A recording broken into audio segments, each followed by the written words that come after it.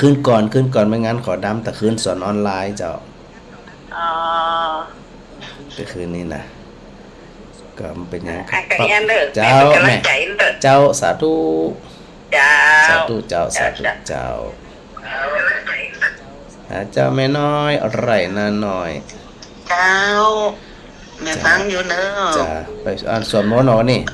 วันนี้บ่ไปเจ้าฝนตกโอ้ไปงานศพมา2 ศพตายวันนี้ก็ตกเหมือนกันนะพี่ก็โต๊ะขนาดเลยตะกี้นี่นะ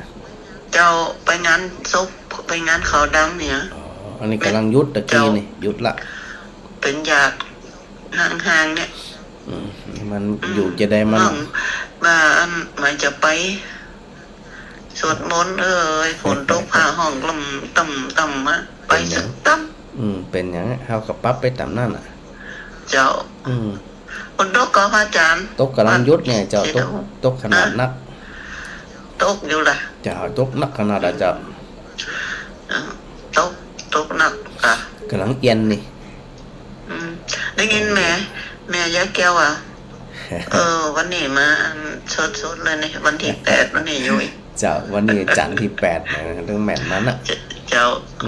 เอาเทียบใส่2คืนละก็ดีรอได้ฟังตัวเก่าเนาะเจ้าสู้ใจนี่ก็ฟังเสียงตัวเก่ากันอย่างมะม่วนแหละเจ้า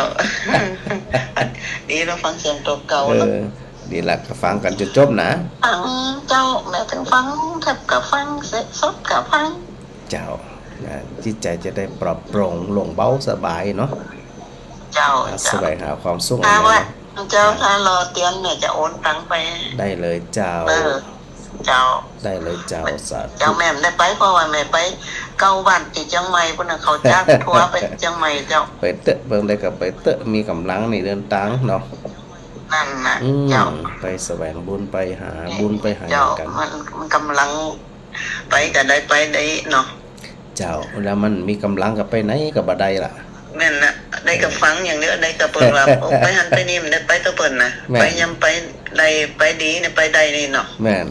นเจ้าไปทำบุญเตี้ยๆแม่พาไปดีละจะได้กระบวนรักษาเนอะแม่นเด้อเจ้าสาธุเจ้าฮะแม่บุญนัก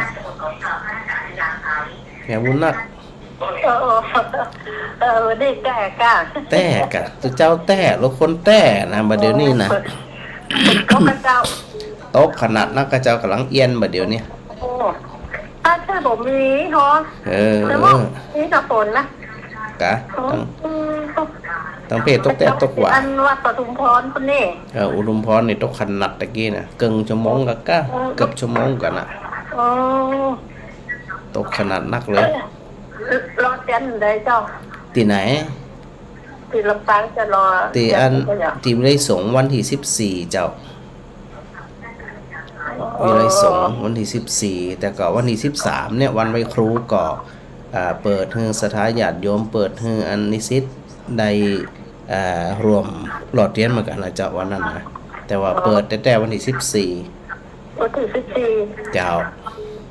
วันจะโอนสตังค์ไปน่ะได้กะของพระอาจารย์มีเดี๋ยวอันก็อย่างก็ได้เดี๋ยวพระอาจารย์จากนั้นน้องแมนเนอร์เราจะจดหมายเลขกันจดอะไรเดี๋ยวพระอาจารย์อยู่ไหนหมายเลข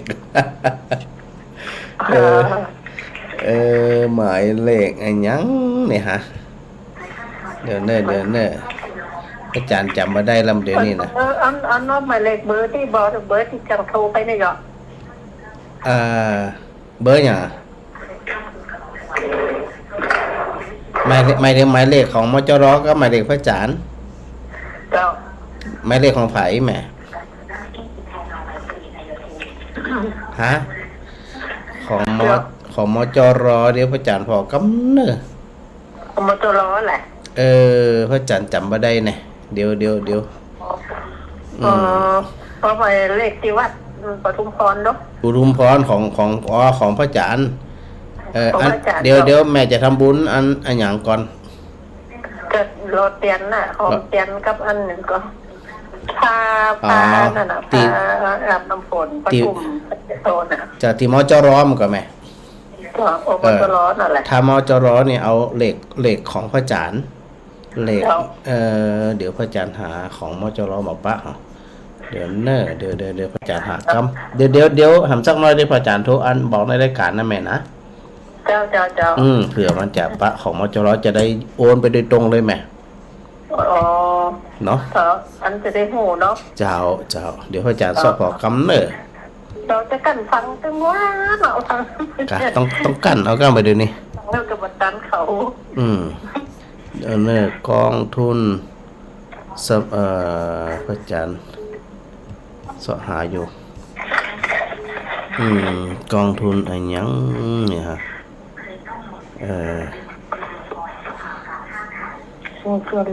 มันมีอยู่นะที่พระอาจารย์ถ้าหามปะมันได้ จ้ะ เดี๋ยวเนอะ อยู่ที่ไหนมูเดี๋ยวถ้าอาจารย์ป้าพระอาจารย์จะบอกในรายการนะแม่เนอะ เจ้า เจ้าสาธุแม่ เจ้าไว้สาเจ้า สาธุ ตั้งตลอด สาธุเจ้า เจ้า เจ้าแม่มาไล่ เจ้าไว้สันเจ้าค่ะอาจารย์เจ้า สาธุเจ้า ถ้าแม่สะดวกที่จะไปมจรโยมแม่จะอัน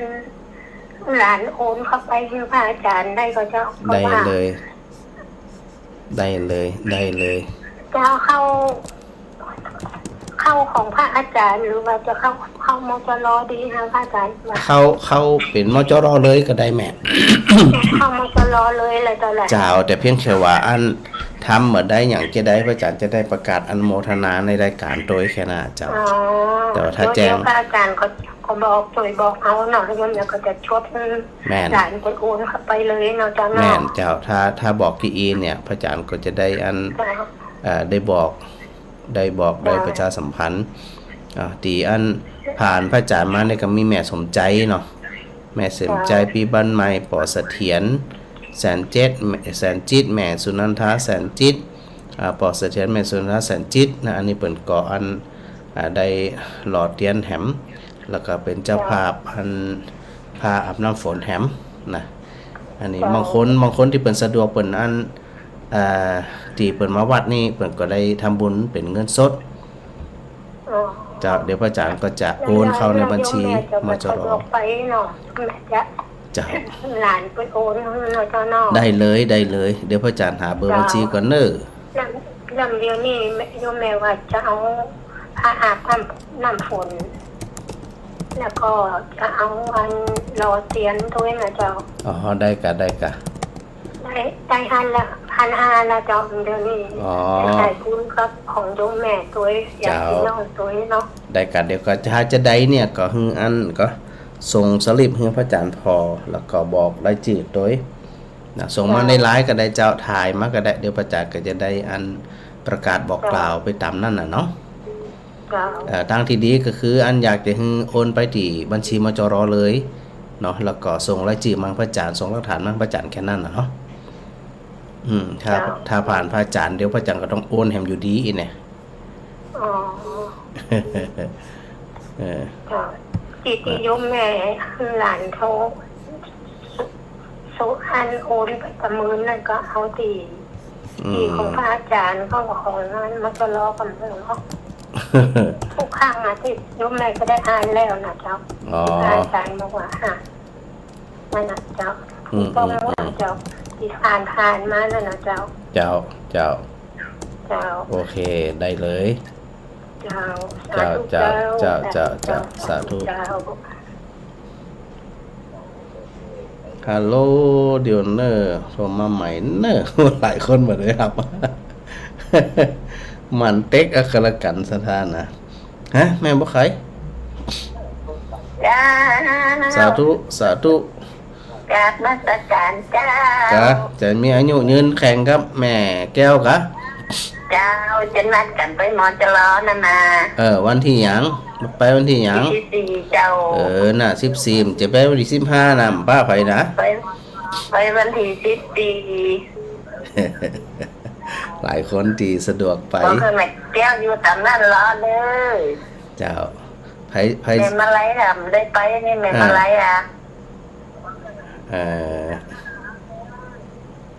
วันนี้ว่าอันที่8ดิเดี๋ยวจะเอาปล่อยมาตันมีแก้วด้วยนะไอ้หมอไอ้แก้วแต่เอ็นนะอาจารย์เนี่ย สาธุเจ้า สาธุเจ้าเดี๋ยวไปเจอ ในใจพรหนองบัวแดงสันกำแพง มาจะจัดจ้าอาจารย์ เจ้า เสียงชัดเจนดีแหละ แต่ไม่ว่าเทพเนี่ย ไปเทพจะใดนี่ทุเจ้าแต้เหรอ ผมเปิด2 รอบแล้ว เอ้ยตะคืนกระเทพคืนก่อนกระเทพเจ้า ติดงานอย่าติดงานอันเขาดำตัวอย่างตัวนี่กัน เทพทำมาได้เนาะ ก็วันนี้ว่าจะเทพ อาชญชาติแล้วเทพเอาอ่ะ เออ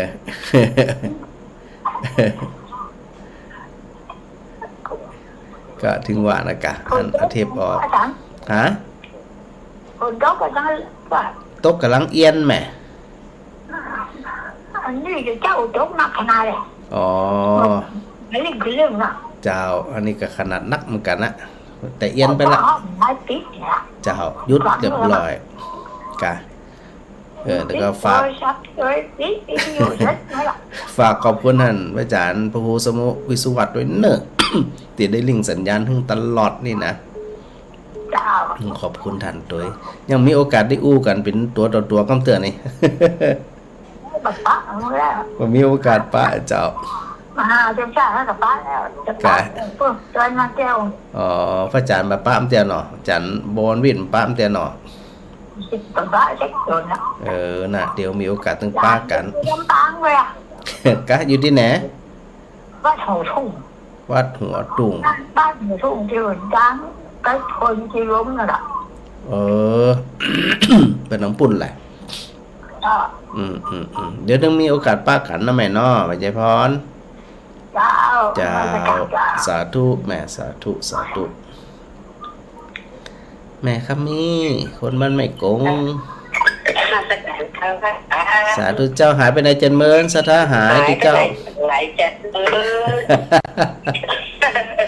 สะท้าหายนะไม่ใช่ที่เจ้าหายนะนี่นะ หายไปไหนเป็นเรื่อง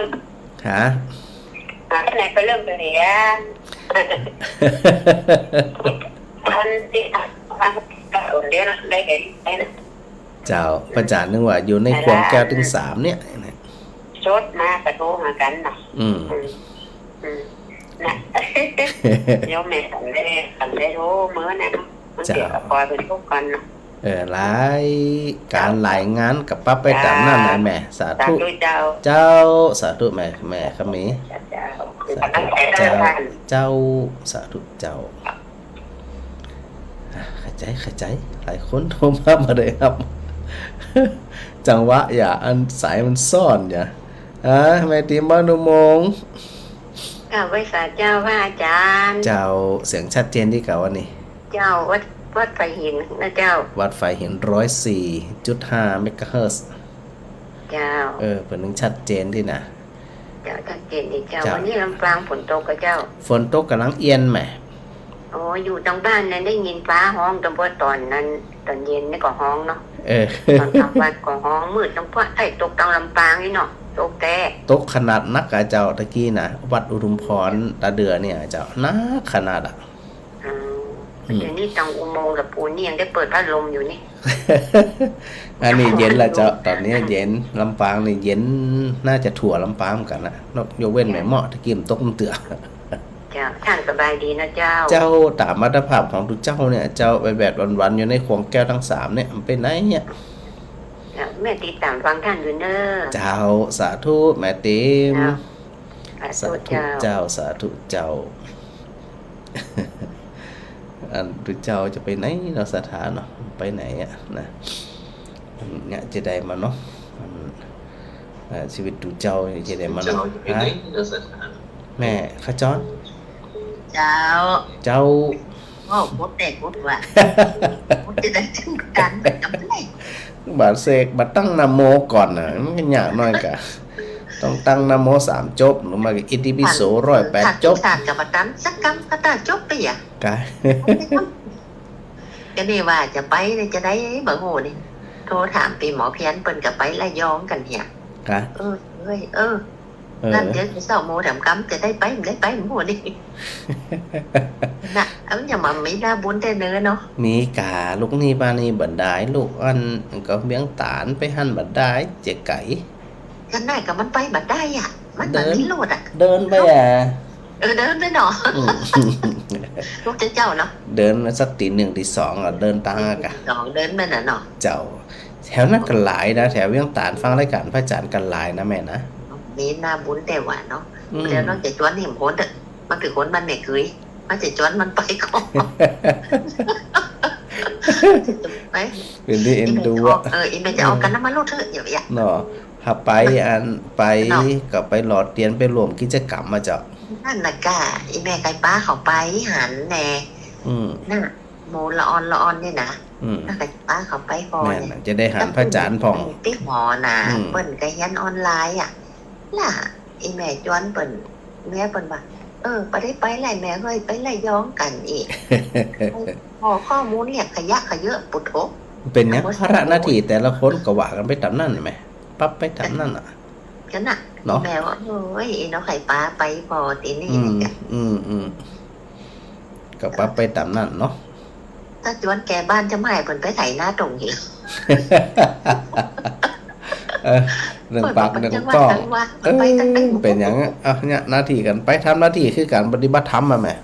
แต่นั่นน่ะแหม ไปเถอะ ไปกับคิดกับป่วยอ่ะที่ เอ เปิ้ อน ไป อย่าไปลืมนะ เวลาไปแล้วขอไม้อันโคโซกำเนิดประกาศฮัลโหลอาจารย์มาวิทย์ตนใดเนี่ย กันนั่นเนาะแล้วเนาะใครไปป้าไปหันกันน่ะ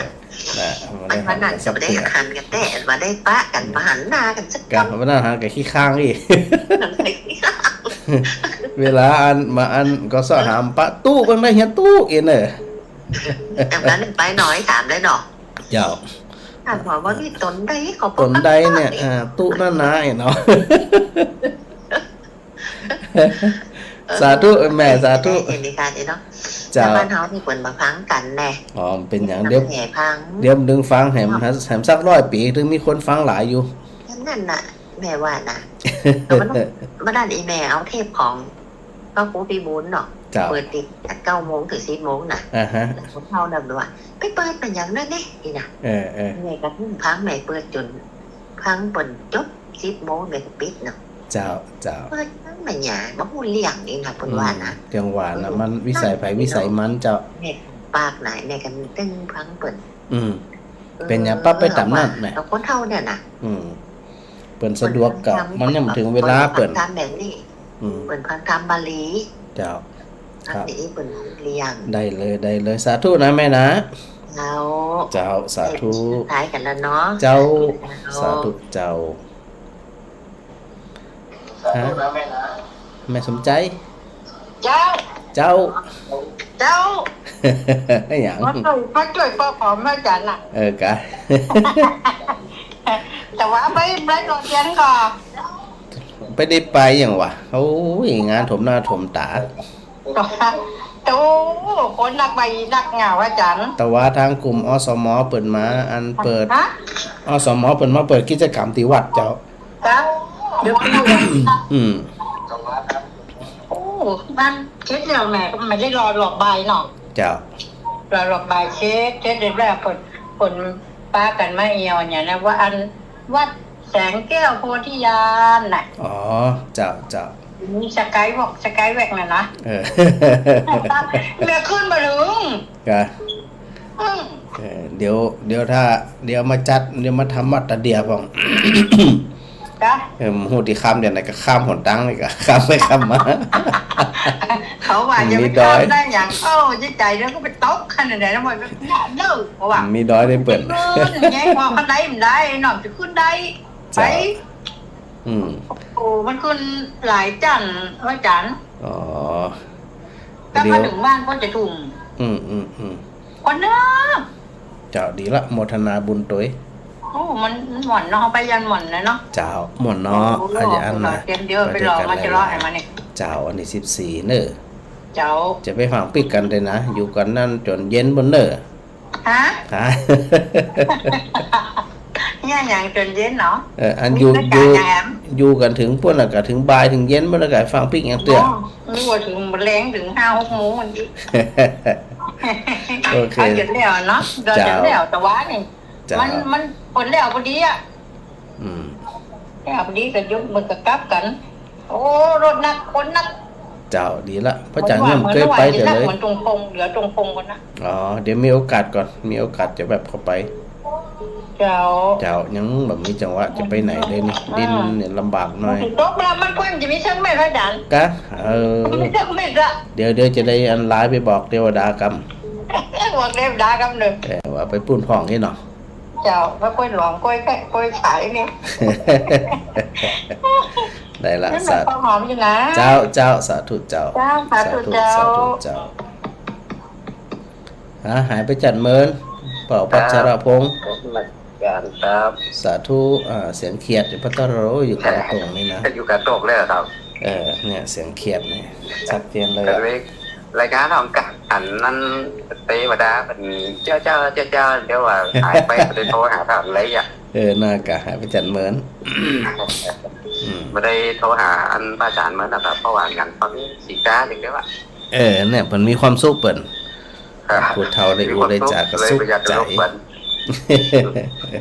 นี่ก็วันนี้ก็เลยโทรหาผ่านประตูว่าเดี๋ยวพระอาจารย์หายไปไหนนี่ประตูหากันนี่เองมั้ง นะได้ทักทายกันเนาะ ว่าเรื่องปลาบุกชิดไว้เราตึงประตูหาเลยนี่เราคิดไปกับม้าแต่เดี๋ยวปีเสาร์ที่มงจะไปอัพพี่เนาะ อ๋อ แล้วมาถึงกำแพงเพชรอยู่อีกอย่าง ก็เจองานเจอการดีอยู่ ครับ ดีละจะได้กันแล้วเนาะฟังกันต่อเนื้อปอเนอร์ นะครับ สาธุสาธุ ครับ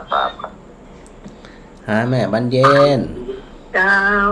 เจ้า มันจะของให้จ่ายเจ้า สาธุสาธุ เจ้า ฝนตกก็สิหมดเก่า นึกว่าจำจังได้แม่งได้โทรไปเมินแล้วเนาะนึกว่าจำจังได้นะคะ ก็เขาพระจามนี่จำแม่นจากตายโทรศัพท์มันช่วยจำ เจ้าว่านั่นเจอกันที่อนามัยสีมะเก้ากำด้วยกันเนาะ แม่นป้ากันแล้วรอนั่นน่ะ เจ้าแล้ววันที่14เดี๋ยวแม่จะไปรอเตียนที่มหาลัยสงฆ์เนาะ เจ้า ก็อยู่ เดี๋ยว กั วัน น ที่ อยู่กัน จะชว สั น ก หมู่ไปนะเจ้า ไปถึงบ่ายโมงบ่ายสองเลยเนอะฟังพี่กันเด้อนะ จะไปก่อนกี่โมงก็เจ้า ก่อน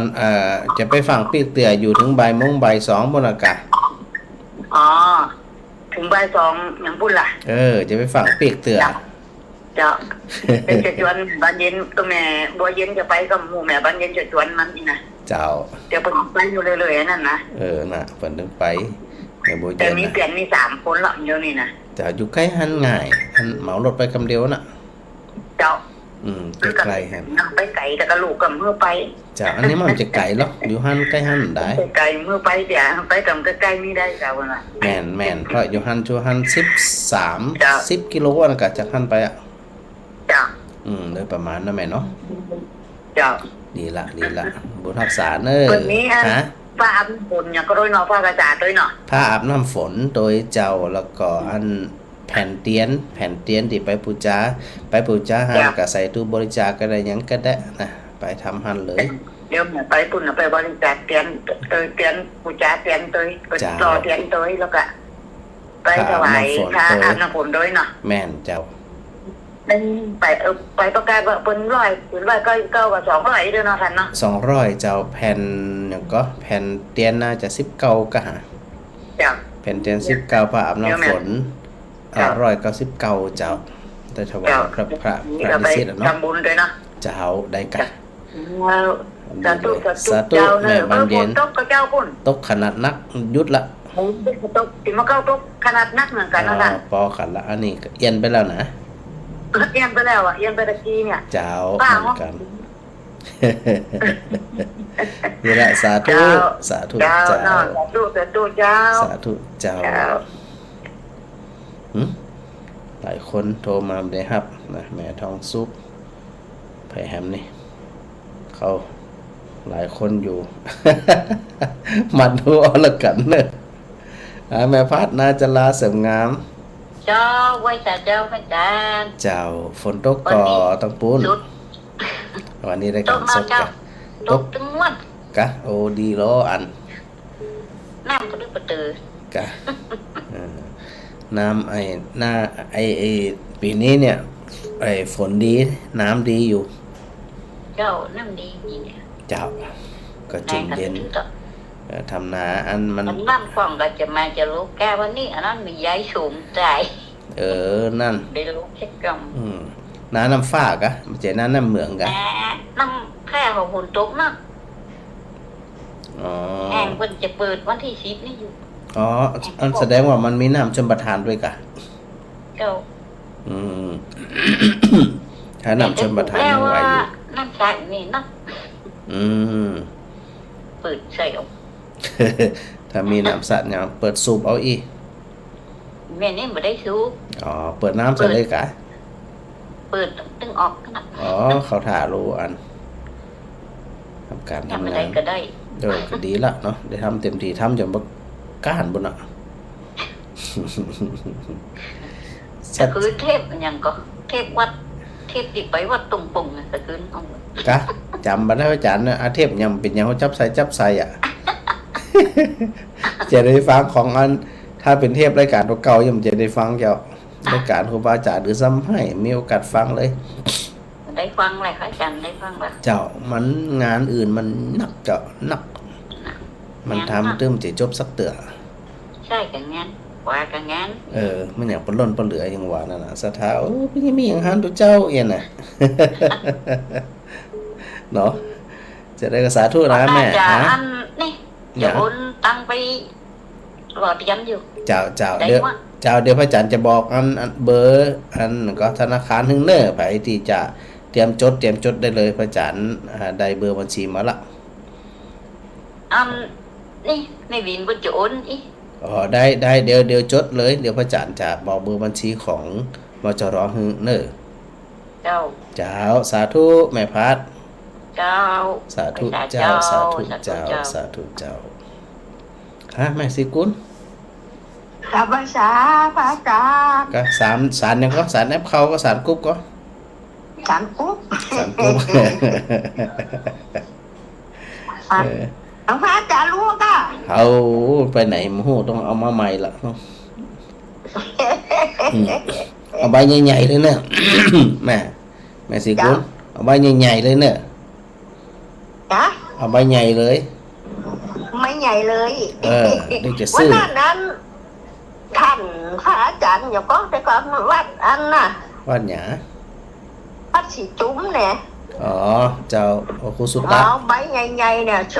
250อีกโอ้การน้ำมอกอีก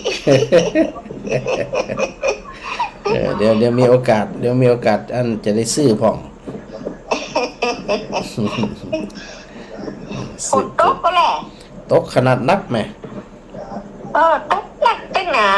ตกขึ้นหน้าบ้านนี่แม่เลย เจ้ายุดเรียบร้อย ตันนะ ได้เลยได้เล มัน ย น่าตกใส่หน่อยหน่ะแดดนะเนาะ ขาเอี้ยมันอบอ้าวมันต้องลงไหมมันอบอ้าก ำลั ว งใจเด้อ เจ้าสาธุ เจ้า สาธุเจ้า สาธุเจ้า ภัยโทษกระโทษได้ชงนี่ส่วนศรัทธาที่ต้องการเบอร์บัญชีของวิทยาศาสตร์นครลำปางเป็นเบอร์บัญชีกองทุนการศึกษาพัฒนานิสิตวิทยาศาสตร์นครลำปางนะจดไว้ขยายเตรียมไว้ ธนาคารกรุงไทยที่ธนาคารกรุงไทยเนี่ยสถานเนี่ยหมายเลขบัญชีคือเ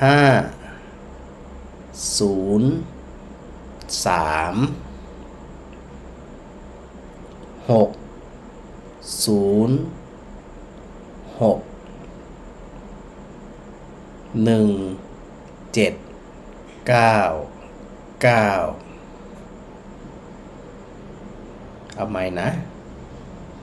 ธนาคารกรุงไทย503-606-1799 วันที่14วิโสนครลำปางก็จะมีกิจกรรมรอเทียนเข้าพรรษานะสถานเนาะเป็นกิจกรรมที่ส่งเสริมพุทธศาสนาเป็นกิจกรรมที่หมู่เฮาชาวพุทธทั้งหลายได้กระทำกันนะซึ่งทำแล้วได้ประโยชน์หลายด้านนะไม่ว่าจะเป็นในเรื่องของการสะสมทานบารมีเนาะในเรื่องของปัญญาบารมีในเรื่องของอธิษฐานบารมีนะแล้วก็สิ่งที่เฮาได้ทำไปนอกจากได้เอาไปหล่อเทียนนะเทียนเนี่ยก็ถวายจุดเข้าพรรษาเนาะสถานเนาะนำไปถวายวัดต่างๆที่พระมหาเถระในจังหวัดลำปางจำนวน9วัดนะพอหล่อเสร็จก็ถือโอกาสไปนำไปถวายเนาะแล้วก็ส่วนของพระอาบน้ำฝนวสิกสาดกนี่นะเป็นเปิ้นฮ้อเป็นกาลทานโดยนะสถานะกาลทานก็คือเป็นตานที่ถวายก่อนเข้าพรรษาเตาอันนะซึ่งถือว่า เป็นเรื่องของสังฆกรรมตัว เวลาเขาถวายเนาะเป็นสังฆกรรมพระอาบน้ำฝนนี่นะเวลาเขาถวายก็คือต้องถวายก่อนเนาะก่อนเข้าพรรษาเพราะเข้าพรรษาไปแล้วเนี่ยเปิ้นมาห้องว่าพระอาบน้ำฝนเปิ้นอาจจะห้องเป็นผ้าในช่วงเข้าพรรษาในช่วงเข้าพรรษาอีนะเอาท่านทั้งหลายก็ถือโอกาสนะได้ถวายพระนิสิตถวายคณาจารย์ตัวถวายพระนิสิตตัวที่อยู่ที่สงนครลำปางนะสถานนะสะดวกจะได้ก็ขอหมู่เฮาทั้งหลายเนาะได้ปากันเอาสะดวกนะพระอาจารย์บอกแล้วบอกแห่มาสะดวกเพราะว่าสถานหลายคนอยู่ไกลตัวผู้เฒ่าผู้แก่ตัวเนาะไปยากมายากตัวแล้วก็อันลูกหลานบ่หวังตัวนะถ้าบ่สะดวกก็สามารถทำบุญผ่านบัญชีของนิสนนครลำปางก็ได้ที่พระอาจารย์ได้บอกปฏิกินแต่เพียงแค่ว่าโอนไปแล้วเนาะจะบอกใครก็ได้จะมาบอกพระอาจารย์ก็ได้พระอาจารย์ก็จะได้ประกาศอนุโมทนาศรัทธาญาติโยมทั้งหลายตัวเนาะหรือถ้าบ่สะดวกไปก็บ่สะดวกทำบุญก็บ่สะดวกก็ยก10 นิ้ววันตารวมกิจกรรมของวันสำคัญของพระพุทธศาสนาของเขาอันนี้ก็ทำไปเนาะเอาความสะดวกเอาความพร้อมของศรัทธาญาติโยมเป็นเกณฑ์นะจะได้ก่อทางใดทางหนึ่งเอาแล้วแต่สะดวกเลยนะศรัทธาสะดวกจะได้ก็สามารถที่จะประพฤติปฏิบัติไปตามนั้นเนาะได้บอกศรัทธาญาติโยมไปละที่นี่นะในส่วนของหลักธรรมในช่วงนี้จะมีไปโทรมาก่อนถ้าบัตรโทรเนี่ยเดี๋ยวอาจารย์จะหลากเหงานะสถานะ หลากเหงาเราก็ไปใกล้ๆนะใกล้ๆก่อยอันได้ถูกกาทักทายสถาญาติโยมได้โทรมามาจ่ามาทักทายพระอาจารย์กำหนึ่งเนาะในเบื้องต้นก็ทักทายกันก่อนเจ้าแม่มาลีดาวนมัสการเจ้าบัวบ้านจานหลานเหงา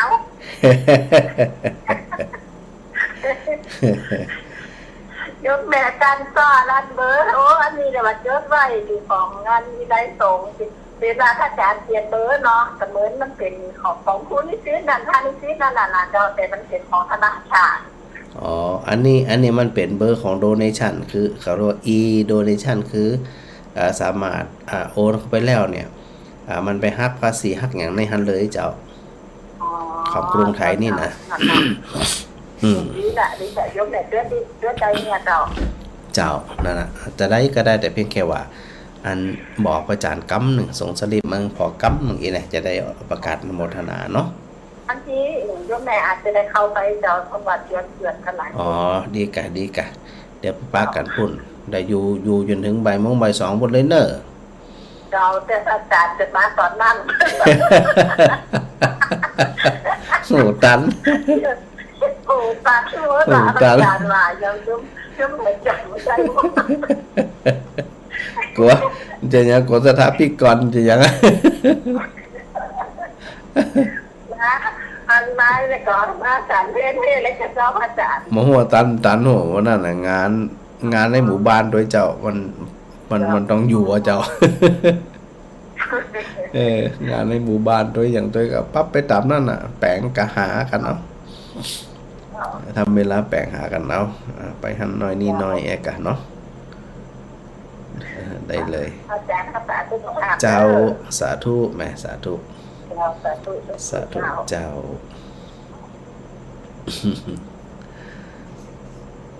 เรื่องอันหลักธรรมนะเขามาอูกันจริงๆแล้วเนี่ยในประเด็นต่างๆเนาะประเด็นต่างๆที่เขาท่านทั้งหลายมาบางเรื่องเนี่ยถกเถียงเพื่อหาข้อสรุปก็น่าจะได้ข้อสรุปในระดับหนึ่งนะแต่ถ้าหากว่าข้อสรุปจนที่สุดเนี่ยมันก็ยาก ยากนะยากตรงที่ว่าเฮาเนี่ยบ่มีโอกาสได้สัมผัสถึงคนถึงคนฟังถึงคนเถียงกันนี่นะมีอย่างเช่นเฮาได้ยินอยู่เสมอว่าพระอนาคามีเนาะตายไปแล้วเนี่ยจะกลับมาเกิดแหมหรือไม่นะเถียงกันแต่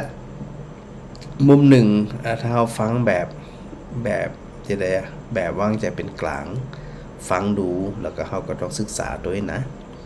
ศึกษาด้วยว่าเรื่องราวมันเป็นจะได้อย่างจะได้เนี่ยเฮาบ่ได้ไปเอียงข้างได้เอียงข้างเจ้าแม่นิตยา วันนี้อันสดแหละ สด เปิด กะ ฟังประเดียวนี่ ไปไหนมา ผมไปไหนอ่ะเมาอูโทรศัพท์กับหลานอยู่ นั่นเนี่ยอันประจะจบรายการแล้วเนี่ยกำลังมาฟังอีก เจ้านอนฟังนี่กะไม่เป็นอย่างว่าได้ฟังน้อยก็พอใจอะละ เนาะสุขใจละอี เจ้า ปุ่นเนาะ พระอาจารย์นี่แม่ขอถามกำลักเตี ได้ ยง เลยจ้า อันอย่างก็ติดร้านขันเข้าแล้วก็กับใส่บาตรที่ไปให้คนตายแล้วมันต่างกันก็ หมายถึงว่าใส่บาตรกับไปตานหันเข้านี่กะ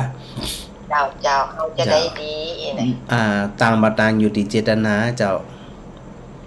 ถ้าเจตนาเต่ากันเหมือนกันกับอันเดียวกันนั่นนะเพราะว่าเขามีที่เจตนาเจ้าในเรื่องข อัน อง นี้ถามเอาเนาะ เจ้ามันเป็นเรื่องของปฏินุโมทนา หรือว่าปฏิไมยนะปฏิทานไมยเป็นฐานที่ทำบุญอุทิศส่วนกุศลไปให้กับผู้ที่ละจากโลกนี้ไปแล้วหลวงลับไปแล้วเจ้าเพราะว่าเขาจะทำในรูปใดใส่บาตรนะเขาก็ตั้งจิตอธิษฐานอุทิศส่วนกุศลเปิ่นเนาะเวลาไปฏิวัดนะเขาก็ได้ทำบุญอุทิศส่วนกุศลไปให้เปิ่นแล้วก็โดยปกติเขาทั้งหลายก็จะพากันกรวดน้ำเนาะกรวดน้ำอุทิศส่วนกุศลถ้าสะดวกนะถ้าไม่สะดวกก็มาเป็นหยังนะก็สามารถที่จะทำตามที่เขามีความพร้อมดังนั้นเนี่ยความต่าง มันก็คือกันนะเนาะ อันเดียวกัน คือกันนะ เจ้าอันเดียวกันเอาความพร้อมเป็นหลักเนี่ยแต่ถ้าอันถวายบัตรเต้าเป็นแกนเนี่ยมาวัดน่าจะดีกว่า เอาไปใส่บาตรเจ้าว่าเอาไปวัดบ่แป้ เอาคนมา เอากล้วยเป็นเคี้ยก็ได้ก็ได้ในคลิปในโทรศัพท์นะ น่ะ ใส่บาตรคุณเจ้า ท่านจะอ่านมาวัดเห็นดีกว่า บางคนถวายทุเรียนเนี่ยถวายเป็นแกนน่ะใส่บาตรเดี๋ยวมาจะได้ เจ้า แต่ ว่าจะได้เนาะ น่ะ เตรียมไปไหนกันเนาะ เจ้าบางรูปมันก็จะมีพยมตัวอีหรอ เจ้า ก็เอาอันคือ แล้วก็ จิต ที่ เจ ว่า ต จะรอ นา เขียนวันที่14กะ 14เจ้า บางทีอันโยมแม่ถามละออนก่อนเนาะเพราะวันเสาร์นี่เขาได้หยุด งานโยมแม่ก็จะได้ไป แล้วก็อู้เขาตะกี้นะ เจ้า ว่าแหลกเป็นวันเสาร์น้องไปแล้ววันอาทิตย์ไปส่งย้ายมันได้ก็ย้ายไข่ไปมันบ่มีรถเนาะแต่มันว่าเดี๋ยวไปถามแหลกเว้นเขาก่อน ถ้าแลกได้ก็ไปดีละการหลบไปหลานไปสัมผัสเจ้าเนาะได้เลยเจ้าสาธุแม่นิตยา เจ้าสา เจ้า ธุ สาธุเจ้าเอาละนับจากนี้ไปขออนุญาตมารับสายเดินเนอร์สถานะปากการทำกรรมนั่นมาใกล้ๆอยู่แล้วเนาะอู้ถึงเรื่องคนทกเถียงกันปุถุชนทกเถียงกันเถียงตายจะได้เนี่ยก็บ่ได้คำตอบเนาะเพราะว่าเฮาบ่เคยฮู้บ่เคยหันเราบ่มีโอกาสได้สัมผัสว่า พระอริยบุคคลพระอนาคามีจะกลับมาเกิดหรือไม่แต่ถ้าหากว่าเขาไหลไปตามอย่างตามตัวอักษรภาษาบาลีก็คืออนาคามีที่ว่าอนะที่ว่าไม่นะอาคามะก็คือการกลับนะอนาคามิก็คือผู้ที่จะบอกกลับมาเกิดแห่งเปิ้นก่อนจะไปนิพพานในจันทร์พรหมของเปิ้นนะบ่ปิกมาแหมสมมุติว่าเปิ้นอันเป็นเทวดาเป็นมนุษย์เนาะแล้วมนุษย์เป็นพระอนาคามีนี่นะเปิ้นตายไปเกิดเป็นพระพรหมเปิ้นก็จะเปิ้นก็จะไปนิพพานในจันทร์พรหมจันทร์นั่นนะหรือตอนที่เปิ้นบรรลุเป็นพระโสดาบันตอนที่เป็นเทวดาเนาะนะเปิ้นจะบังคับมาเกิดเป็นเทวดาแห่งพอตายสิ้นบุญจากนั้นไปก็ไปเป็น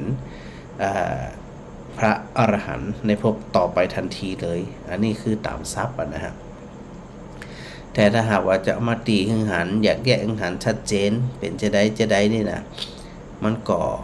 ป่นความสามารถเนาะหมู่เฮาทั้งหลายที่ปุถุชนถกเถียงกันบางทีเนี่ยถกเถียงเพียงเพื่อเอาชนะนะถ้าเพียงเพื่อเอาชนะมันบ่มีไผชนะสักคนเพราะว่าใจเนี่ยมันต้องการเอาชนะมันบ่ต้องการอันความจริงนะเถียงกันชนิดที่ว่าเหมือนคนตาบอดเถียงว่าจ้ามีลักษณะจะได้เถียงหิ้มตายจะได้กับมีโอกาสรู้หรอกว่าจ้างจะมีลักษณะจะได้เพราะว่ามันบ่หัน หมู่ผู้ชนก็เหมือนกันนะเถียงกันหิมตายเห็นจนทะเลาะเบาะแวงเถียงกันก็ขึ้นลงขึ้นศาลพอเถียงกันทะเลาะเบาะแวงอันก็บ่พอใจกันเป็นศัตรูกันไปจนตายก็มีนะที่ไปฟ้องร้องกันอย่างเรื่องบางเรื่องเนี่ยมันเป็นสิ่งที่สุดวิสัยที่จะไปค้นหาคำตอบใดหมู่เขาทั้งหลายนี่บ่สามารถที่จะรู้ได้แต่ก็ตามก็ต้องอาศัยการศึกษาเรียนรู้เนาะแล้วก็นำมาประพฤติปฏิบัติตามกำลังแห่งสติปัญญาของเขาบางเรื่องนะเขาก็จะสามารถเอามาประพฤติปฏิบัติเฉพาะในชีวิตประจำวันของเขาเท่านั้นที่พระพุทธเจ้าได้ตรัสถึงเรื่องใบไม้ในกำมือว่าใบไม้ในป่าเยอะแยะมากมายมันมีประโยชน์นักแต่ว่าใบไม้อยู่ในกำมือของพระพุทธองค์เนี่ยสามารถที่จะนำมาใช้นำมาสอยได้เลยเรื่องบางเรื่องเนี่ยเขาไปเถียงกันอันยังก็บ่ฮู้นะบ่ใจสาระแก่นสารอันยังแต่ว่าต้องการเอาชนะมันลักษณะของคนที่จะเอาชนะมันก็บอกไปแล้วในเรื่องของจิตเจตนาของแต่ละคนมันจะมีลักษณะจะอันนี้เขาก็มองเห็นความเป็นธรรมชาติของคนด้วยคนแต่ละคนนั่นนะเขามีธรรมชาติจะได้ธรรมชาติเขาบอกว่าธรรมชาติก็ในทางลักษณะของพุทธศาสนาคนท่องว่าอย่างเป็นนิสัยเป็นอุปนิสัยติดเนื่องมาเป็นวาสนาเป็นกมลสันดานติดมาเนี่ยนะถ้าเขาเข้าใจที่อีแล้วเขาจำแปลกแบบแปลกเขาพยายามมองอีนะสถามองทุกคนแต่ละคนเนี่ยที่มีพฤติกรรมแตกต่างกันกิริยามารยาทแตกต่างกันกรรมกรรมจาแตกต่างกันนิสัยใจคอแตกต่างกันนั่นเนี่ยมันเป็นเพราะในเรื่องอย่างไม่เป็นเพราะเรื่องกรรมเนี่ยพระอาจารย์กำลังจะโยงเขาเรื่องกรรมซึ่งเขากำลังอู้เรื่องกรรมมาจบเตือเนาะสถานเนาะนี่บางทีเนี่ยที่มีความแตกต่างกันถ้าเราเข้าใจกระบวนการที่พระพุทธเจ้าได้ทรงตรัสรู้เนาะในคืนวันเพ็ญเดือน6วันวิสาขบูชาในเรื่องของจุตูปปาตญาณนั้นว่าพระองค์สามารถที่จะหู้ได้ว่าสัตว์แต่ละตัวคนแต่ละคนสิ่งมีชีวิตจะได้ถึงไปเกิดเป็นหนอนจะได้ถึงไปเกิดเป็นแมงวีแมงงนจะได้ถึงไปเกิดเป็นผึ้งจะได้ถึงหันหมดสถานะพระพุทธเจ้ามีพระประสงค์ที่จะดูอดีตชาติของไผก็สามารถที่จะไปเห็นได้คนบางคนจะได้เกิดมามีรูปร่างงดงามเนาะบางคนจะได้เกิดมาขี้ริ้วขี้เหร่พิการบ้าใบบดหนวกบางคนจะได้อันเป็นคนมีความร่ำความรวยบางคนจะได้ทุกข์ยากแสนเข็ญลำบากนะอย่างเขาไปหันทีวีทุกวันเนี่ยอันนี้แค่หันแต่ความเป็นจริงมันหนักกว่านั้นแล้วก็หรือบางทีมีความพร้อมทุกสิ่งทุกอย่างบางครอบครัวบางตระกูลมา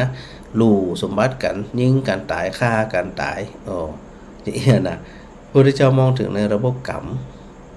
แต่ละคนเนี่ยว่าแต่ละคนเนี่ยล้วน แต่มีกรรมเป็นของตัวเองว่าตัวเองทำในลักษณะใดไว้พระเจ้าจึงบอกของเขาทั้งหลายว่า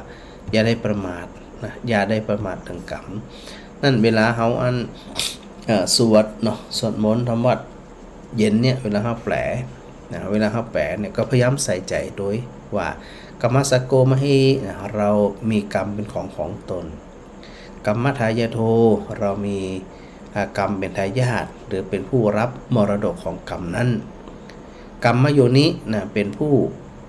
มีกรรมเป็นกำเนิดกรรมพันธุมีกรรมเป็นเผ่าพันธุ์เป็นเครือญาติและกรรมปฏิสารโนเป็นผู้มีกรรมเป็นที่พึ่งอาศัยอย่างกรรมังกริสามิ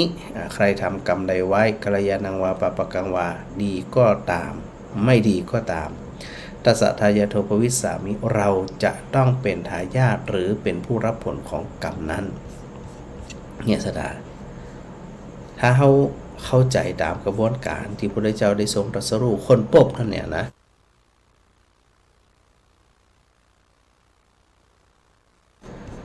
หมู่เขาทั้งหลายก็จะบ่มาทกเถียงขัดขานที่จะเอาชนะกันนะเพราะว่าโดยที่สุดแล้วมันอยู่กรรมไผเว้นมันนะเขาจะมีความปรารถนาดีหรือบ่ปรารถนาดีจะได้กระจ่างแต่มันสรุปแล้วเนี่ยมันเป็นเรื่องของไผของมันนะเมื่อเขาฮู้ว่ามันเป็นเรื่องของไผของมันเนี่ยจะได้เขาท่านทั้งหลายเนี่ยบ่ได้สำรวมระวังในตัวเก่าการสำรวมระวังในตัวเก่าก็สำรวมระวังในไหนในกายกรรมวจีกรรมมโนกรรมสุดท้ายมันก็หนีมันปนเรื่องกรรมนะวันก่อนพระอาจารย์ได้อูถึงในเรื่องกิจนะกรรมที่ว่าด้วยเรื่องกิจหรือว่ากรรมที่ทำตามหน้าที่เนาะได้อูไปยาวพอสมควรนะเรื่องชนุกกรรมกรรมน้ำเกิดอุปถัมภกกรรมกรรมสนับสนุนนะหรือว่าซ้ำเติมอุปปีและกกรรมที่เข้าไปตัดร้อนแล้วก็อุปคาตกกรรมขอไปอุปปีแล้วก็กรรมที่เขาไปบีบคั้นเบียดเบียนไปแสกแซงแล้วก็อุปคาตกกรรมที่เขาไปตัดร้อนตัดขาดซึ่งมีลักษณะความรุนแรงของกรรมนั่นจึงกุศลกรรมและอกุศลกรรมนัสถาจะหันว่าในเรื่องของกรรมเป็นคำกลางเมื่อกรรมเป็นคำกลางเขาก็ต้องตั้งทิศเป็นกลางเหมือนกันบ่ดำบ่ขาวถ้าเขาไปเอียงซ้ายเอียงขวาเขาก็บ่สามารถที่จะรู้ความจริงใดเลยเพราะมันเอียงข้างใดข้างหนึ่งมันก็บ่หัน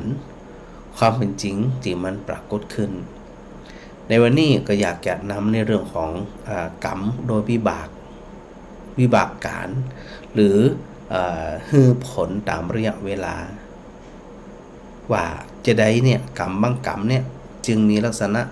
แตกต่างกันนะกรรมบางกรรมมีลักษณะแตกต่างกันที่ได้บอกสถานอยู่เสมอว่า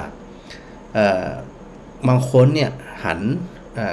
การกระทำก็ดีกรรมอูก็ดีความคิดก็ดียังก็ดีเป็นอกุศลกรรมทั้งนั้นทำแต่สิ่งบ่ดีจะได้กรรมนึงจึงบ่ส่งผลนะมีคนสรรเสริญเยินยอมีความเป็นอยู่อันดีจะอันที่นะเขาก็จะไปถ้าเขาเข้าใจกระบวนการระยะเวลาของกรรมเนี่ยเขาก็จะบอกแปลกแล้วว่าจะได้คนบางคนทำชั่วชั่วคิดชั่วปรารถนาชั่วเจตนาชั่วจะได้ถึงมีความเป็นอยู่ดียังดีอยู่นะเวลาเขาเข้าใจแบบนี้นะสถาก็จะบาลังเลสงสัยในเรื่องของกระบวนการหรือว่าระยะเวลาของกรรมนั่นไอ้ตัวแรกบนห้องว่าทิฏฐธรรมเวทนียกรรมกรรมที่ให้ผลในปัจจุบันนี้เท่านั้นสถานะบ่ว่าจะเป็นกรรมน้อยกรรมใหญ่กรรมหยังต่างๆเนี่ยพอมันมีโอกาสมีเหตุมีปัจจัยพร้อมก็จะให้ผลในจัดนี่บ่ให้ผลในจัดหน้าให้ผลเลยถ้าหากว่ากรรมนั่นทำแต่เดียวให้ผลแต่เดียวจบแต่เดียวบ่ส่งผลต่อยกเว้นว่ากายกรรมวจีกรรมมโนกรรมมีลักษณะเป็นสันตติคือสืบต่อเรื่อยไปบ่ยอมเปลี่ยนแปลงอันนั้นก็จะไปสู่ระยะเวลาของการถึงกรรมในขั้นต่อไปบางทีเนี่ยเราหันคนเนาะ ขวัญคนทุกเปิ้นทุกตัวน่ะสถานนะว่ากรรมเนี่ยมันคือผลในภพนี้บัดเดี๋ยวนี้ฮู้ทันทีเลย ว่าที่เขาเคยทำมาอย่างไปบางทีเนี่ยลืมไปละบ่ได้กึดเดิงหาเลย แต่วันนี้คืนนี้มันส่งผลของกรรมอันนั้นก็หลีกเลี่ยงมาได้คือณเนี่ยในปัจจุบันนี้ทิฏฐธรรมเวทนิยกรรมฮื้อผลในปัจจุบันนี้บ่ฮื้อผลในจาดต่อไปฮื้อผลทันทีนะเพราะลักษณะของการฮื้อผลทันทีเนี่ยบางทีเขาจะบอกว่าเป็นเฉพาะกรรมนักของอันกะแต่ฮื้อผลในจาดนี่บ่แน่กรรมนักบางประเภทฮื้อผลในจาดถัดไปก็ได้นะแล้วก็อันกรรมดีกรรมบดีแม้แต่เพียงเล็กน้อยบางทีอาจถึงผลหรือเป็นกุศลกรรมที่ดีอย่างเดียวเนี่ยนะบ่ว่าจะนักจะน้อยจะส่งผลในพวกปัจจุบันทันตาเห็นเลยทันตาเห็นอันนี้เป็นห้องว่าทิฏฐธรรมเวทนิยกรรมการฮื้อผลของกรรมเป็นเรื่องของกรรมแต่ผลที่จะเกิดขึ้นของกรรมนั่นเป็นเรื่องของเหตุคือกายกรรมวจีกรรมมโนกรรมของเขาเป็นตัวตั้งเขาจะตั้งไปทางใดมันก็จะส่งผลไปทางนั้นไม่ว่าจะเป็นดำกรรมขาวมันก็จะให้ผลลักษณะที่เหตุได้ทำมาพอเหตุได้ทำมาจะได้ผลจึงส่งผลในลักษณะแบบนั้นไม่ว่าจะเป็นกรรมนักกรรมเบาเนาะกรรมดำกรรมขาวกรรมดีกรรมบดีเป็นบุญเป็นบาปในเวลาให้ผลเนี่ยบางประเภทบางชนิดจะให้ผลในปัจจุบันนี้เท่านั้นนะบางทีเขาเร่งไงเขาเร่งมันบัดดันใจเนาะไอ้หมอนั้นมันชั่วแต่นะทำบดีแต่ปรารถนาดีบดีแต่มันยังเป็นอย่างอันยังเป็นที่นะมันในเวลาเดี๋ยวมันต้องไปเร่งรัดในเรื่องของกรรมมันจะส่งผลคนเดียวของมันพระอาจารย์พูดตะกี้ว่าการให้ผลของกรรมเป็นเรื่องของกรรมไม่ใช่เรื่องของเราเรื่องของเราคือเรากระทำกรรมอะไรไว้ต่างหากเป็นเรื่องของเราอยู่ที่ตัวเขาแล้วว่าเขาจะปรับกายกรรมเป็นอกุศลเป็นกุศลกรรมนะกุศลกายกรรมกุศลวจีกรรมกุศลมโนกรรมเขาจะไปประเภทไหนจะได้ก็ขึ้นอยู่กับตัวเขาแต่กรรมประเภทแรกนั่นเป็นทิฏฐธรรมเวทนิยกรรมให้ผลในภพปัจจุบันส่วนประการที่สองอุปัชฌเวทนิยกรรมนะอุปัชฌเวทนิยกรรมเนี่ยกรรมบางประเภทบ่ให้ผลในจัดนี่ดังนั้นเขาจะถึงพิเศษรัดไงมันไข่หันน่ะตันตาน่ะมันทำมาจีมันน่าจะได้รับผลนะ เขาเป็นเหล่งเนี่ยอย่างเขาเนี่ยเป็นตัวกรรมให้เองอ่ะเป็นเหล่งรัดคนนั้นคนนี้ก็เขาก็เป็นเหล่งเขามาชอบไผ่เขาก็จังเขาแจ้งเขา ถึงได้รับผลเร็ววันเขาหับไผ่ชอบไผ่ก็อยากจะให้เปิดได้รับกรรมในเร็ววันคือกรรมดีอ่ะนะเขาไปเร่งอ่ะแต่ว่าบางทีเนี่ยมันยังบ่ถึงเวลาไงมันต้องจัดหน้านะตัวอุปัชฌเวทนิยกรรมก็คือให้ผลในภพต่อไปจัดหน้าจะได้กับนิมปนนะเกิดปุ๊บหึงผลปั๊บเลยจัดต่อไปนี่นะแต่จัดนี่อันบ่มีเดี๋ยวเขาจะไปอู้ว่าเพราะอะไรอย่างนะเพราะอะไรอย่างที่หึงผลในจัดนี่เพราะอะไรอย่างหึงผลในจัดหน้านะแล้วก็ไปว่ากันกรรมหนึ่งนะแล้วก็ประการที่3อปราปริยะเวทนิยกรรมกรรมที่ให้ผลในภพต่อไปคือจังแต่ในภพที่3ขึ้นไปโมหะมาได้โมหะนะเป็นปัญจาดหมื่นจาดแสนจาดเนี่ยก็จังแต่นะตัวอปราปริยะเวทนิยกรรมก็จึงผลในภพที่3เป็นต้นไปจาดนี่บ่ถึงผลจาดหน้ากรรมถึงผลนะตั้งแต่ภพที่3ไปถึงผลอย่าไปเลื่อมตั้งรักดีนะคำว่ากรรมผลเนี่ยถึงกรรมดีและกรรมบดีตั้งไว้ลักๆอีเลยเขาจะไปคิดว่ากรรมเป็นสิ่งที่บดีบ่ใจเพราะกรรมเป็นคำกลางๆแต่สุดท้ายก็คืออย่างอ โหสิกรรมนี่เราได้ยินกันมันเนาะสถานเนาะอโหสิกรรมก็คือกรรมที่บ่มีผลแห่งแล้วพระอาจารย์ก็น่าจะได้ดูในรายการของพระอาจารย์เนี่ยย้ำคำคืนเจียนน่าจะอู้มาหลายครั้งเนาะในส่วนของ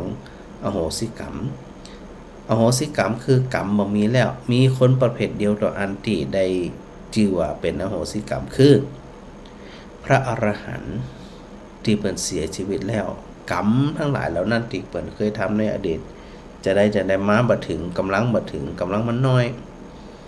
แต่พลังของความเป็นพระอริยบุคคลโดยเฉพาะพระอรหันต์นั่นเร็วกว่าคือมันแห้งเร็วกว่าที่จะเกิดหนอนแห้งเร็วกว่าที่จะมันเน่าเหมือนเขาไปตากจีนตากอย่างต่างๆเนี่ยนึกถึงตากจีนเนี่ยเอาไปตากแดดแล้วมันร้อนเนาะมันร้อนแล้วก็ไม่เอาจนแห้งจนกรอบเผลอๆจนยุ่ยสลายไปอ่ะ หนอนก็มันมีโอกาสได้ช้อนชัยเนี่ยไม่งนก็มีโอกาสได้ตอมเพราะต่อให้มันไม่งนตอม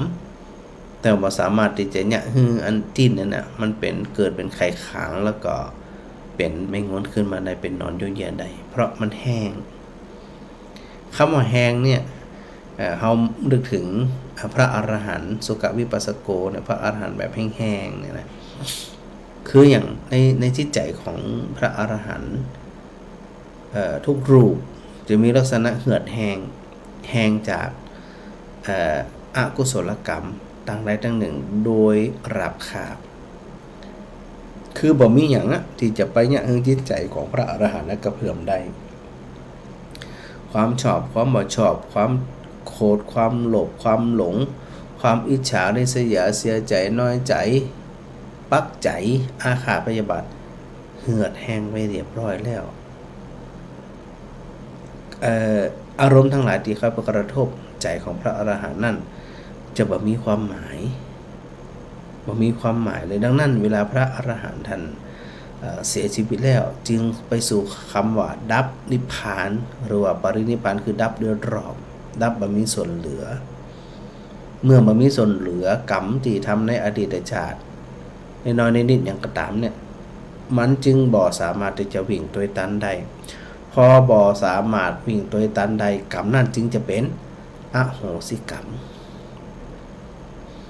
ลุงหลานทานเต้าหลายคนเนี่ยนะพออันทำพิษมาเนี่ยพ่อแม่เสียใจจ้ำใจอย่างต่างๆนี่นะบางทีปีใหม่สงกรานต์สงกรานต์มาหัวดีก็ดีเป็นสิ่งที่ดีแต่เขาจะมักบอก เดี๋ยว เขาก็ไปขออันอโหสิกรรมเหมือนทีเดียวปากเขาอู้ใดเจตนาเขาใดแต่กรรมที่เขาทำไว้บอกอโหสิกรรมกับไผขึ้นอยู่กับว่าเขาไปขออโหสิกรรมของเขานะสมมติเขาทำผิดตอนเนี้ยเนาะเขาสำนึกใดไอตัวสำนึกใดเนี่ยสถานะที่เขาสำนึกใด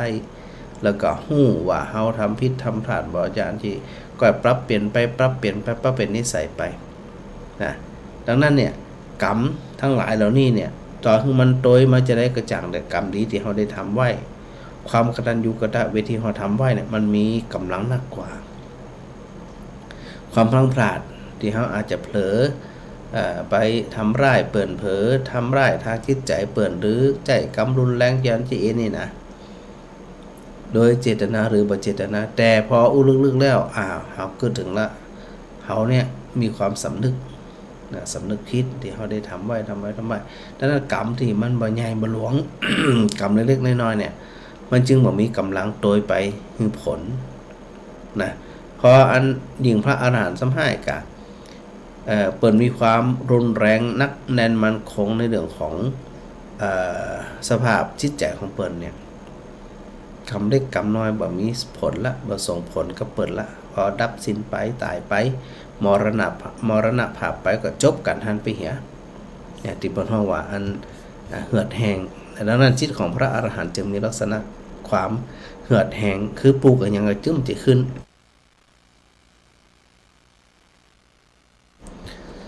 นะลักษณะของพระอรหันต์จิแต่ยังที่พระอาจารย์พูดตะกี้ว่าโดยที่สุดแล้วเขาก็เพียงแค่นำมาปรารภกันมาอู้กัน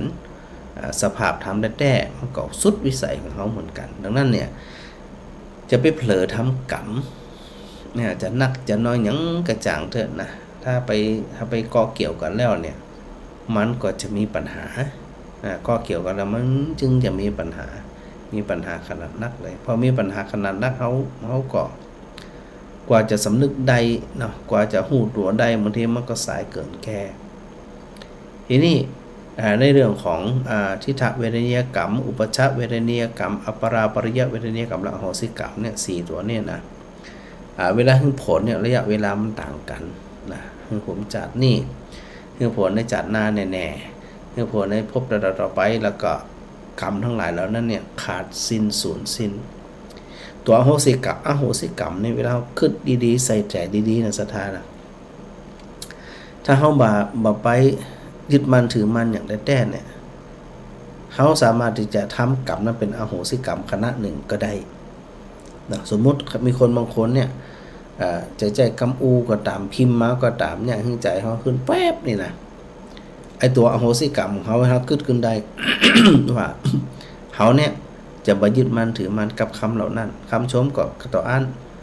คำนินทาก็ต่ออันคำชมคำด่าคำแจ้งคำอย่างต่างๆเนี่ยก็ต่ออันเขาขึ้นที่อีใดเนี่ยพระอาจารย์นึงบอกว่าศรัทธาหลายคนทำได้แม้ว่ามันจะเหมือนครั้งหรือว่าความรุนแรงเนี่ยมันลดลงโอ้มันเป็นอานิสงส์มหาศาลนะศรัทธาเนาะพระบัจจานเขาก็เป็นเหมือนเก่านะไปยึดไปถือไปชอบไปบ่ชอบไปโคตรไปเกลียดไปอันจีอินเนี่ยมันก็นักอยู่ในสมองมันก็นักอยู่ในใจแล้วมาได้มันจะปลอดโปร่งมันกำปลอดโปร่งเมื่อเขามีศรัทธาต่อองค์สมเด็จพระสัมมาสัมพุทธเจ้าเชื่อมั่นว่าพระพุทธเจ้าค้นพบวิธีการที่จะนำไปสู่ความพ้นทุกข์ได้เขาจะต้องมีศรัทธาแบบนักแน่นมันคงมันจะว่ามีศรัทธาเหมือนหนุนเหมือนไฟเบ้าวิวอย่างปนว่าไปได้ก็เหไปทางนั้นปนว่านั่นก็เหไปทางนั้นหาความนักแน่นมันคงมาได้ซึ่งเป็นธรรมชาติมากนะศรัทธานะในเรื่องของปุถุชนเนี่ยมันถูกชักจูงได้นะเพราะว่าความนักแน่นของปุถุชนเนี่ยมันมีลักษณะศรัทธาที่มันแบบเป็นหนุนเป็นไฟเบ้านะแล้วแต่ลมพิปัดไปส่วนมากคนเฮาทั้งหลายเนี่ยถูกลมปากปัดไปนะคนนั้นมาอูจีอีคนนี้มาอูจีอันไปทำอย่างข้าพเจ้าก็มันเกิดถึงตัวเก่าเหมือนกันนะเวลาหาไปอูเนาะไปอูครับพระเพื่อนเดียวกันนี่นะแล้วว่าครูบาอาจารย์ทั้งใดก็ตามเด้อนะถ้าอยู่ในกลุ่มของนักวิชาการเขาก็ใครอันเนี่ยก็มีความรู้ความสามารถในด้านวิชาการใครรู้นะเวลาไปอูกับอันพระสงฆ์องค์เน้นแต่มีความชำนาญในการสร้างวัดสร้างวาเขาก็บอกให้เอาวิชาการล่ะก็ใครไปสร้างวัดสร้างวาทำหั่นทำนี่นะเป็นในจังดีเบิ่งนี่เนาะหรือบางทีเนี่ยไปอูกับหมู่เปิ้นด้วยกันก็ตามครูบาอาจารย์ก็ตามที่เปิ้นมุ่งแสวงหาในเรื่องของความวิเวกเข้าไปเหี่ยวกาเข้าป่ากาปฏิบัติกายเนี่ยใจเขาก็ระเหยวิวนไปทั้งพุ่นแหมดังนั้นพระอาจารย์จึงบอกว่าความเป็นบุรุษชนนั่นเนี่ยมีศรัทธาประดุจดังปุ๋ยหนุนลอยไปลอยมาเหมือนพักรบชวาสัตว์เขาว่าจะอันกับไปจะอันว่าจะอีกก็สังเกตตัวเก่าในพระอาจารย์ก็สังเกตคนนั้นว่าจะอันจะนี่ใจมันก็ไปละทำจะอันดีนะทำจะนี่ดีนะมันก็ไปละมันอยากไปอยากทำในสิ่งที่เขาไปอันคลุกคลีกับกลุ่มไหนคนไหนจะได้จึงบอกอยู่เสมอว่าในความเป็นปุถุชนหาความเที่ยงตรงได้ยากหาความยุติธรรมอยู่ในใจมันยากเพราะว่ามันปุถุชนเนาะมันมีความมันคงนักแน่นนะมันคงนักแน่นอย่างชัดเจนเหมือนกับจิตของพระอรหันต์หรือว่าพระอริยบุคคลที่มีศรัทธานักแน่นมันคงบ่หวั่นไหวบ่วอกแวกบ่ฟุ้งซ่านนะบ่ฟุ้งซ่านแล้วก็บ่ควัดแกว่งพอมาถึงหมู่เฮาทั้งหลายเนี่ยมันจึงหาความแน่นอนบ่ได้ก็เลยบ่แปลกแค่ว่าจะได้ หาความสุขความทุกข์เนาะบ่ว่าจะเป็นในเรื่องสมนัตหรือว่าโทมนัตมันจึงล่มลุกคลุกคลานลุ่มๆดอนๆหาไผที่อู้สุขใจชื่นชมเฮาใจก็เบาวิวสุขใจสบายใจรื่นหูมันก็แต่พอไผมีว่าที่ชินนินทาอาจารย์ที่มันก็ไปทำอย่างหนึ่งละนั่นแสดงว่าจิตของมหาทั้งหลายเนี่ยมันเป็นประดุจดังผักตบชวาลอยไปตามน้ำมีศรัทธาต่อคำสอนของพระเจ้าประดุจดังปุ๋ยนุ่นเหมือนฝ้ายปิ้วไปในกับไป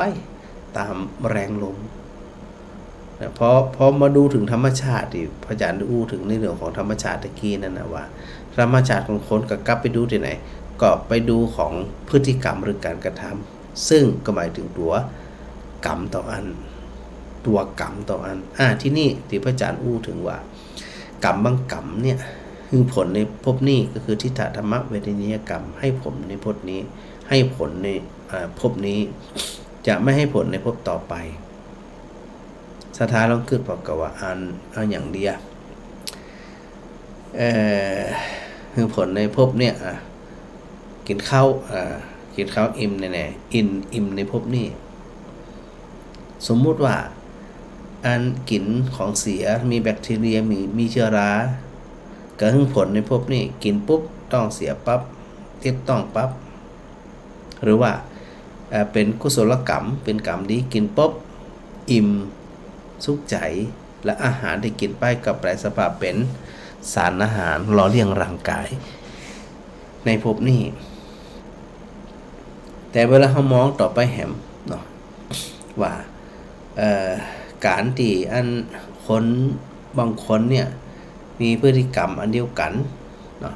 มีพฤติกรรมอันเดียวกันว่าจะได้ติพระอาจารย์มักจะเปรียบเทียบว่าเขาเดินไปด้วยกันสัก10 คนเนี่ยคิดว่าสัก10 คนนะใน10 คนเนี่ยเขาเดินตักฝนไปฝนต้องตัดนี่นะบางคนเนี่ยเป็นวัดทันทีบางคนเป็นวัดบ่คืนนั่นเลยก็คือวันเนี้ยแต่บางคนคือนิ่มเป็นวันผุกเป็นบางคนวันนิ่มเป็นวันผุกเป็นวันฮื้อเป็นถามว่าเพราะอะไรอย่างภูมิคุ้มกันของคนแต่ละคนบ่เท่ากันเหมือนกับกรรมก็เหมือนกันนะที่ว่าเฮาบ่ชอบไผหันหู้ทั้งหันก็หันว่าคนบางคนเนี่ยมีความประพฤติบ่ดีเนาะกายกรรมวจีกรรมมโนกรรมถึงมีเรื่องซากอย่างใครหันความหันล่มละลายแต่เฮาจะไปห้อมจิฮู้ว่าในอดีตชาตินั้นเนี่ย